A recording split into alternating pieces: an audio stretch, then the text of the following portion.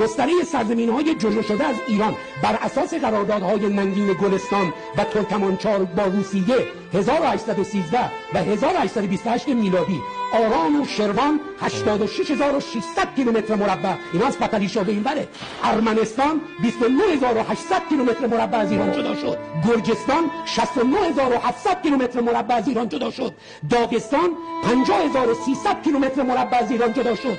اوستیای شمالی 8000 کیلومتر مربع از ایران جدا شد. چچن 15700 کیلومتر مربع از ایران جدا شد. اینگوش 3600 کیلومتر مربع. بر اساس قرارداد مشابه انگلیسی، هرات و افغانستان 35000 کیلومتر، بخشی از بلوچستان و مکران 350000 کیلومتر. سرزمین‌های جدا شده ماوراءالنهر بر اساس پیمان آخال با روسیه در زمان ناصرالدین شاه، ترکمنستان 488000 خردی کیلومتر، ازبکستان 447000 خردی کیلومتر، تاجیکستان 141300 کیلومتر، قزاقستان 100000 کیلومتر، قرقیزستان 50000 کیلومتر. سرزمین‌های جدا شده جنوب خلیج فارس بر اساس پیمان منطقه مستشاران انگلیسی، امارات 83600 کیلومتر، بحرین 694 کیلومتر مربع، قطر 11493 کیلومتر مربع، عمان 309500 کیلومتر. این نقشه ایران رو ببینید چقدر شیر بود و بعد تبدیل به گربه کردن در طول این 200 سال فعلی. اینا رو باید دانش آموزای ما بدونن، تلویزیون باید اینا رو بیاد بده تا مردم ما متوجه بشن که حفظ تمامیت ارضی یعنی چی.